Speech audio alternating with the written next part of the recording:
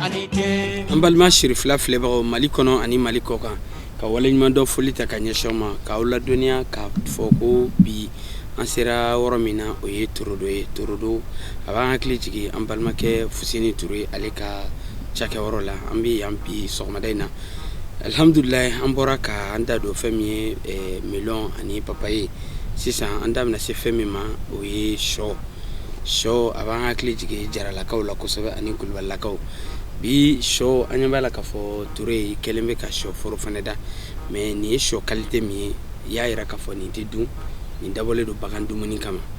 Yalwa hakilina jumɛn y'i bila o fana na Ture? Donc n bɛ profiter micro in na ka Torodokaw bɛɛ fo ka Torodo dugutigi fo kɛrɛnkɛrɛnnenya la n'a tɔgɔ ye ko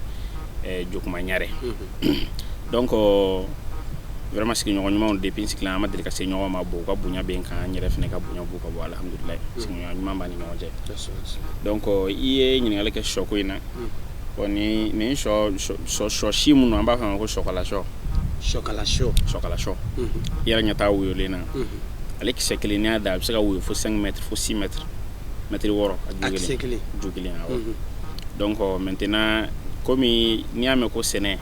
yɛrɛ tɛ taa sɛnɛ ni bagan mara de bɛ taa ni ɲɔgɔn ye. C'est yanni ne yɛrɛ ka don sɛnɛ na n kun bɛ bagan mara de kɛ. N bɛ sagaw mara n bɛ sɛw mara n bɛ pigeon n bɛ fɛn caman mara hali banbaw ni korokaraw bɛɛ bɛ n bolo mara la. Donc maintenant ni bagan mara dun tɛ se ka ɲɛ balo ɲuman kɔ. Bagan balo ɲuman. Donc o de ye n bila sɔkala in sɛnɛli la parce que yanni ne ka sɛnɛ yɛrɛ daminɛ san kɔnɔ ne tun bɛ se ka miliyɔn 1 don sɔkala dɔrɔn sanni na ka di sagaw ma. Miliyɔn 1 a ka ca n'o yɛrɛ ye o yɛrɛ t'u bɔ o tɛ tɛmɛ kalo 4 kalo 5 kan n'i ko k'i b'a d'u ma a ɲɛ yɛrɛ ma i bɛ tɛmɛ o kan parce que fɛn minnu a ka ɲu ma kosɛbɛ a ka d'u ye a b'u furakɛ a b'u fa et puis a ka ɲu ma sɔkala jalen. Donc o de ye n bila sɔkala sɛnɛli la. Sɔ min filɛ nin ye n'i y'a yɛrɛ k'a fɔ i y'a dabɔ kɛrɛnkɛrɛnna bagan dumuni dɔrɔn kama an ɲɛ b'a la k'a fɔ i kɛlen don ka système min n'i y'a bila sen kan i ka melon foro la o kelen fana bɛ yan yala o fana y'a jumɛn ye? Bon système min filɛ nin ye ale système in ma dabɔ melon sɛnɛ dɔrɔn kama guta gutu in dabɔla de diɲɛ sɛnɛ o sɛnɛ bɛ yen k'i bɛ fɛ k'a kɛ a bɛ se ka kɛ ni guta gutu ye. Guta gutu a bɛ se ka sɛnɛ sɔ bɛ se ka sɛnɛ a la hali kaba filɛ yan fɛ kaba bɛ se ka sɛnɛ a la et puis c'est à dire guta gutu yɛrɛ avantage fanba ye mun ye n'i y'a mɛn i b'a ye jamana caman bɛ yen ou bien i b'a ye hali Mali yɛrɛ la fɛn caman bɛ yen a bɛ tunu mais a bɛ bɔ jamana wɛrɛ la ka na yan nɔ dɔwɛrɛ tɛ olu bɛ sɛnɛ kɛ contre saison de la contre saison de ye ka fɛn sɛnɛ waati la waati mun t'a sɛnɛ waati normal ye par exemple an bara yan nɔ tiga yɔrɔ bɛɛ b'a sɛnɛ samiya de fɛ ni samiya banna dɔrɔn i b'a ye ka dɔɔni kɛ tiga kɛnɛ tɛ ye ɲɛ la tuguni mais ni guta gutu b'i bolo n'a y'i ja san kalo 12 i b'i ka tiga foro bin parce que guta gutu système 3 de bɛ yen guta gutu bɛ yen aspersion fana bɛ yen aspersion ye ale bɛ fɛn sɔn i n'a fɔ sanji bɛ kɛ cogo min na n'i y'a minɛ dɔrɔn i b'a ye ji bɛ seri fan bɛɛ i n'a fɔ sanji de bɛ ka na o bɛ yen. Donc n'i bɛ fɛ ka fɛn fɛn sɛnɛ i bɛ se k'a sɛnɛ guta gutu la donc n'i ye sɔ dannen de ye guta gutu la tantɔ samiya ko t'a la tilema ko t'a la n'i y'a dan waati o waati a bɛ se i yɛrɛ ɲuman jaralakaw kɔni n'olu sera yan nɔ ani kulubalilakaw ma da n'olu bɛ taa tuguni a ye san kalo 12 olu ka fɛn bɛ sɔrɔ yan. Ni sɔ in yalima kulubalikɛ dɔ bɛ ale sɔ in filɛ nin ye n'a dabɔra kɛrɛnkɛrɛnna bagan dumuni kama sɔ in y'a danna wagati jumɛn ni ye kalo joli baara kelen ta? Bon ni ye sɔ in a ma kalo 2 sɔrɔ fɔlɔ n wolen filɛ nin tantɔ a ma 2 mois sɔrɔ parce que a danna le 26 donc ale à partir de 1 mois et demi i bɛ se k'a bɔ. Bi y'a kalo 1 yɛrɛ de. Bon n'a ka d'i ye kana fɛn wɛrɛ yɛrɛ sɛnɛ i bɛ se k'i ka baara kɛ ni sɔkala in dɔrɔn sɛnɛli ye nafa bɛ sɔrɔ a la. N ko bi y'a kalo 2 ye bi ye le 26 ye. Oh d'accord donc bi de y'a kalo 2 ye bi y'a kalo 2 de ye tantɔ. Donc a bɔ wagati sera ka ban. Depuis à 1 mois et demi a bɛ se ka bɔ n'a ja fana i b'a to a bɛ taa fo 3 mois la plus i b'a to yen plus a bɛ janya parce que a bɛ se ka woyo fo 5 mètres bɔ a bɛ yɔrɔ min na sa a woyoli a tɛ tɛmɛ 2 mètres demi ou bien 3 mètres kan fɔlɔ a bɛ se ka woyo ka tɛmɛ o kan kosɛbɛ. Ture ni mɔgɔ min tɛ nin ɲɛdɔn a b'a fɔ ko nin ye jintanya ye nin ye fɛn nafili ka sɛnɛfɛn sɛnɛ kɛrɛnkɛrɛnna baganw dɔrɔn ye yalwa mun de ye bila la et puis nafa jumɛn b'a la kɛrɛnkɛrɛnna la? Ne ko n ko san o san ne bɛ mun don sɔkala dɔrɔn de balo tɔw tɛ kelen a ka ca ni miliyɔn ye bon i b'a sɔrɔ mɔgɔ dɔw fana bɛ yen baara wɛrɛ tɛ olu la sɔkala feere kɔ n t'a dɔn n'i bɛ to k'a feerelen i bɛ to k'a tontonni dugu kɔnɔ sɔkala tun kelen bɛ feere dɔrɔmɛ 20 bon nin filɛ nin sɔ qualité ni ye nin dan a den kelen kuru ka bon ni 20 ta in donc n'i y'a kisɛ 1000 dan donc tu vois que tu as 100 000 francs bon hectare kelen na i bɛ se ka a kisɛ 100 dan donc a bɛ se ka tɛmɛ o yɛrɛ kan yɛrɛ parce que a nombre tɛ n kɔnɔ mais n'a calcule la sisan n bɛ se k'a f'i ɲɛna hectare kelen na sisan nin sɔkala sɔ in i bɛ se ka 4 millions 4 millions 5 sɔkala sɔ bɔ hectare kelen kɔnɔna na kalo 3 ou bien kalo 2 kɔnɔ donc n'i ka baara y'a ye i bɛ se k'a dan i b'a et puis engrais ko t'a la foyi ko t'a ye dan ye dɔrɔn k'a dan dɔrɔn ka to k'a sɔn ji la ani k'a siyɛn ani bon ni tɛ bin falen t'ale kɔrɔ bin tɛ falen ale kɔrɔ guta gutu nafa y'o de bin tɛ falen guta gutu kɔrɔ quoi bin tɛ falen n'a kɛra tumu ni ɲɔgɔn cɛ bon o dun tɛ fɛn tiɲɛ ye parce que ni bin falenna yɔrɔ jan fɛ o tɛ fɛn kɛ fɛn na n'a falenna ju de kɔrɔ a bɛ problème kɛra a la voilà donc e bɛ se ka nin ɲɔgɔnna hali n'i ka baara kɛ nin sɔkala in dɔrɔn sɛnɛli i bɛ nafa sɔrɔ a la donc o b'a yira k'a fɔ hali n'i ma dɔ wɛrɛ kɛ e ɲɛbɔlen tɛ mɔgɔ wɛrɛ fɛ ka sabu kɛ sɔkala sɔ sumaworo o de tɛ sɔkala sɔ gansan dɔrɔn o bɛ se ka mɔgɔ kɛ fɛn ye sɛnɛ na a bɛ kɛ fɛn ye kosɛbɛ waati dɔ yɛrɛ bɛ se sɔkala bɛ feere fo 50 voilà donc n'i y'a sɛnɛ ka bɛn n'o waati ye donc i yɛrɛ ka imaginer dɔrɔn donc i b'a sɛnɛ ko joli kɛ san kɔnɔna na bon waati o waati an b'a sɛnɛ ni y'a ye k'a fɔ k'a manqué bɛ n na dɔrɔn ne b'a sɛnɛ mais généralement ne b'a sɛnɛ de siɲɛ 1 ou bien siɲɛ 2 n b'a lajɛ ne ka baganw ka hakɛ bɛ bɛn ni mun ye parce que ne ka baara bɛn tɛ kɛrɛnkɛrɛnnenya feereli ma mais c'est pour te dire donc ne b'a dabɔ dɔrɔn i ka voilà n yɛrɛ ka consommation personnelle voilà mais a bɛ se ka commercialiser i n'a fɔ n y'a f'i ye cogo min na parce que an bɛ ka mun sɛnɛ yɛrɛ a ka ca an ka baganw ma quoi caman b'a bɛ to donc n'an bɛ se ne yɛrɛ bɛ mɔgɔ caman dɔn minnu bɛ miliyɔn caman don sɔkala dɔrɔn na san o san ka d'u ka baganw ma voilà donc i ka baganw kɔfɛla ka dunta kɔfɛ a tɔ i tɛ se k'o bɛ se ka kɛ fɛn wɛrɛ ye a bɛ se ka feere a bɛ se ka kɛ fɛn wɛrɛ ye a bɛ se ka sin fɛnɛ n'a jara n'a y'i diya n'i bɛ baganw ka dumuni dilan i bɛ se ka ni baganw fɛnɛ ka dumuni fɛnɛ kari-kari ɲɔgɔn fɛ o fɛnɛ bɛ se ka kɛ o fɛnɛ dumuni dilan système dɔ ye Toure kɔrɔfɔ kuncɛla yalwa e bɛ se ka mun de fɔ hali bi parce que sɛnɛ ye fɛn ye a kan ka ɲɛdɔn de maa caman bi kɛ sɛnɛ kan u t'a ɲɛdɔn e ye min hakili sɔrɔ ka nin sɛnɛ fasugu ninnu ka nin système ninnu pratiquer i ka foro kɔnɔna na yalwa kɔrɔfɔ kuncɛla i bɛ se ka mun de fɔ sɛnɛkɛlaw bagan maralaw yaasa u ka fila bɛɛ lajɛlen kɛ ɲɔgɔn fɛ d'accord donc ni ɲininkali diyara n ye kosɛbɛ n'i y'a mɛn i ka se ka réussir ko o ko la diɲɛ kɔnɔ o ka sɔrɔ i b'a fɛn tɔgɔla ɲɛdɔn parce que n'i kɛ fɛn mun kan i tɛ fɛn mun ye o tɛ sɛnɛ dɔrɔn diɲɛ ko o ko n'i b'a kɛ e journaliste de i bɛ sɔrɔ i y'a kalan de kɛ pour que k'a kɛ sinon ni i y'i k'a kan ten ka sɔrɔ i t'a ɲɛdɔn i na fɛn dɔ fɔ fɛn mun man ka fɔ donc maintenant diɲɛ ko o ko n'i b'a kɛ i b'a ɲɛɲini fɔlɔ n'i y'a ɲɛ sɔrɔ i b'a kɛ mais ne kɔni bɛ se ka mun fɔ o de ye mɔgɔw kana sɛnɛ kɛ bolo kɔfɛ fɛn a kana kɛ jeunes kɔrɔ ko ni sɛnɛ ko ni biro kɔnɔ baara tɛ ou bien ni ma fonction sɔrɔ ou bien baara wɛrɛ ko non ko sɛnɛ ninnu ye bolo kɔfɛ fɛnw de ye quoi moi j'invite les jeunes à s'investir massivement dans l'agriculture et dans l'élevage mais a fɛn fila ça va de pair u fila bɛ taa ni ɲɔgɔn ye de parce que n'i bɛ sɛnɛ kɛ i bɛ bagan mara kɛ i kan ka wari hakɛ min don baganw ka balo la i b'a sɔrɔ n'i b'o sɛnɛ i tɛ hali o kilancɛ don sɛnɛ in na i b'a ye balo caman bɛ k'i bolo i b'i ka sɛnɛ kɛ i b'i ka bagan mara kɛ donc ni fila bɛ taa ni ɲɔgɔn ye donc jeunes k'a ɲɛɲini vraiment nafa b'a la fo kosɛbɛ bon dugukolo b'an bolo caman Mali yɛrɛ dugukolo ye c'est dugukolo fertile ba de don a dugukolo ka ɲi voilà donc vraiment mɔgɔw k'u kɛ sɛnɛ kan kosɛbɛ ka sɛnɛ kɛ donc o de ye ne ka laɲini inchallah maa minnu bɛna jɛmukan in lajɛ Serifila Jabaranin sanfɛ u b'u yɛrɛ ɲininka Fuseni Ture ye jɔn ye i bɔra min i donna sɛnɛ na cogo jumɛn i ye kalan kɛ wa muso b'i bolo wa den b'i fɛ wa Fuseni i bɛ se ka mun de fɔ o ye d'accord bon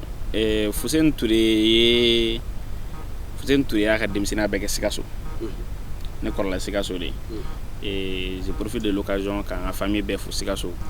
donc kɛrɛnkɛrɛnnenya an fakɛ n'o ye Jibril Ture ani n bamuso n'o ye Koroni ye donc a tɔgɔ ko Asara Gakume bɛɛ b'a fɔ ma ko Koroni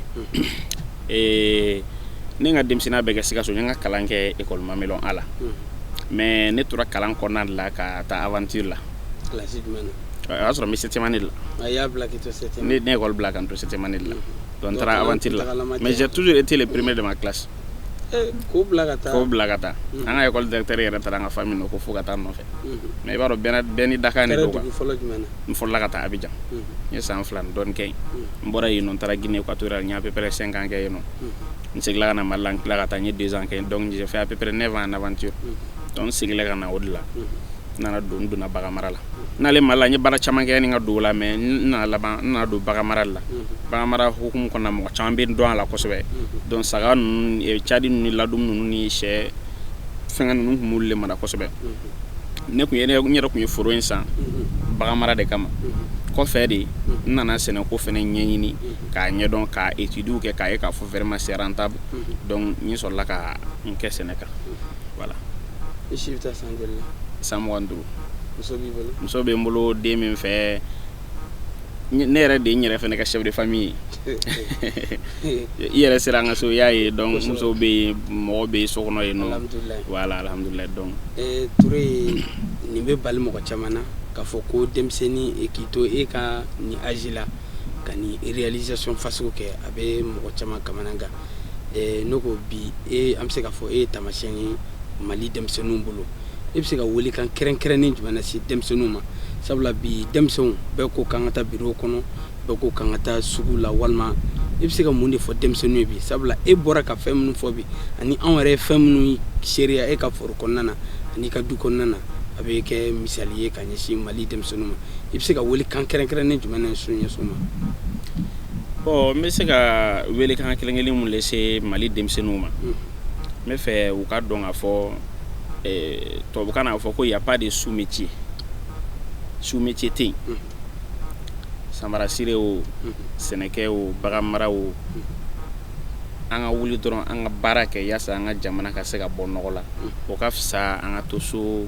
ko n ye baara kɛ diplôme min bolo ma fonction sɔrɔ ou bien ma nin baara in sɔrɔ donc ne bɛ se ka wele kan bila ces jeunes ma o de y'u ka wuli ka se ka recherche kɛ ka emploi créer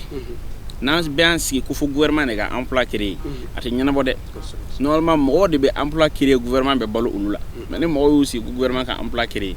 o ye dɔnni dɔngɔma de a tɛ ɲɛnabɔ donc ne bɛ se ka wele kan bila ces jeunes ma o de ye bɛɛ ka wuli an ka dɔ kɛ baaraw bɛ yen mɔgɔw ka n'u yɛrɛ fisaya baara ma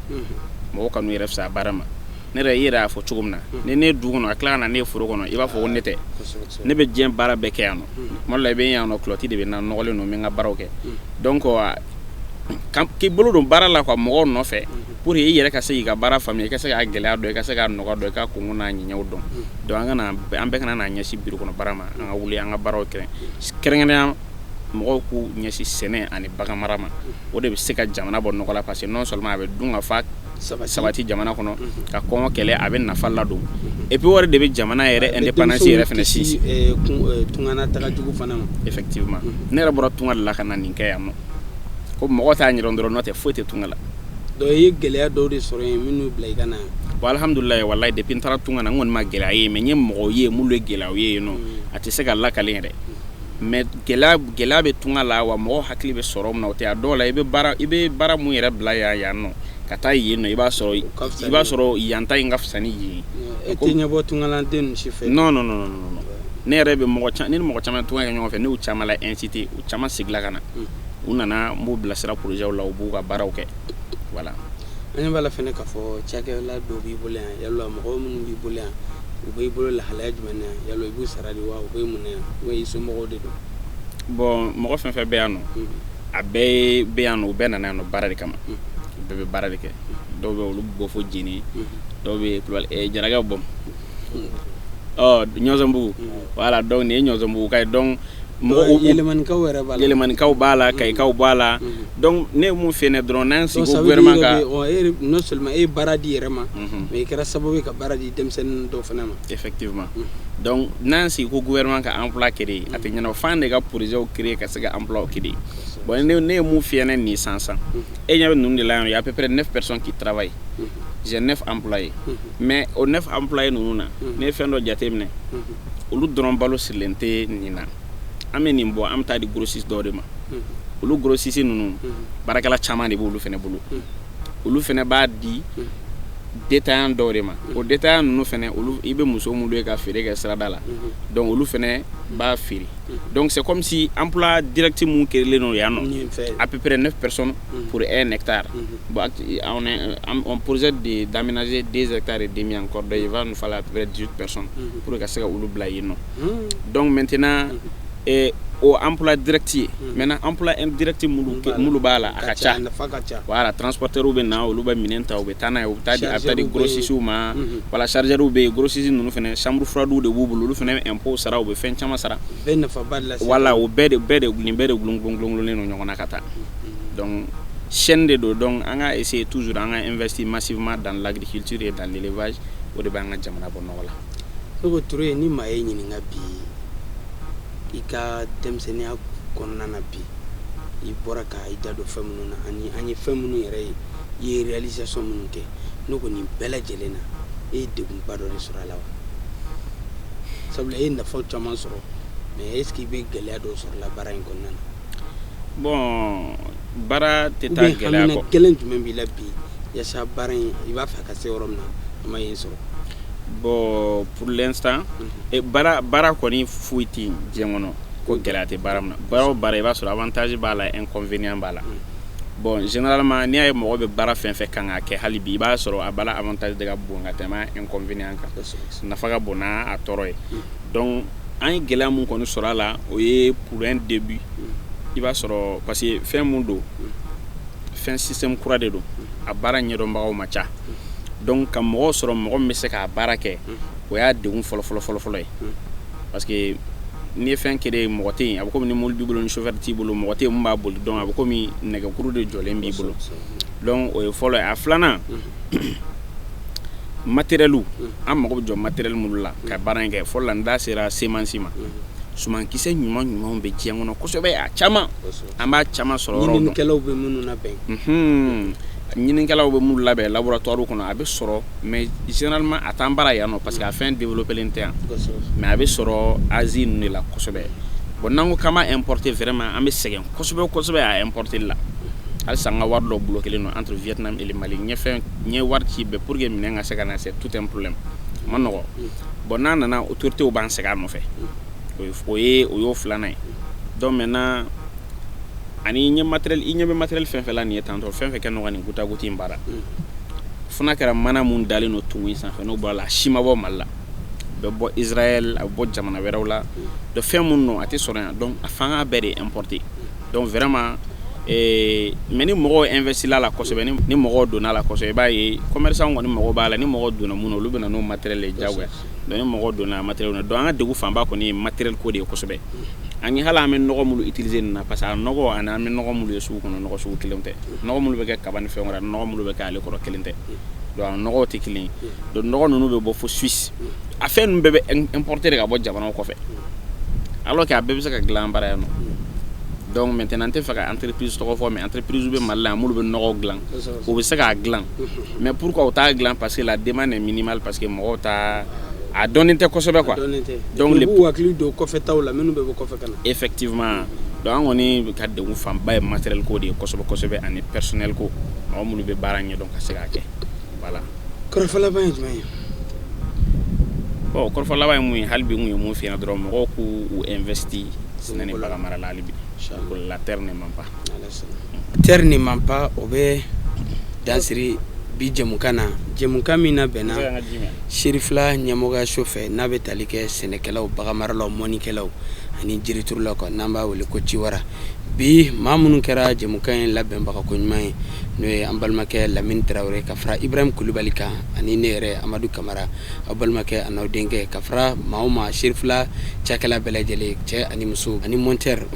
Cheikh Umar Sisoko an bɛ bɛɛ lajɛlen fo Serifila Jabaraniso ɲɛmaayaso maaw ka foli kɛrɛnkɛrɛnnen ta ka ɲɛsin u ma o n'u ka cɛsiri a n'u ka wuli ka jɔ la su ani tile yaasa an ka wuli ka se sɛnɛkɛlaw baganmaralaw mɔnikɛlaw ani jiriturulaw degun minnu b'u kan u ka se ka ɲɛfɔli k'a la jamana ɲɛmɔgɔw k'a dɔn k'a fɔ an balimakɛ Fuseni Ture a da sera ma a y'a jira k'a fɔ jamana ɲɛmɔgɔ sɛnɛkɛlaw kan ka dɛmɛ kosɛbɛ yaasa fɛn min ye subvention u ka ta ka ɲɛsin u ma yaasa u ka se ka sɛnɛ u ka yiriwa an ka jamana kɔnɔna na aw ni ce aw ka ɲamadali fɛ aw k'an bɛn ni Ala sɔnna ma diɲɛ waati wɛrɛ wasalam.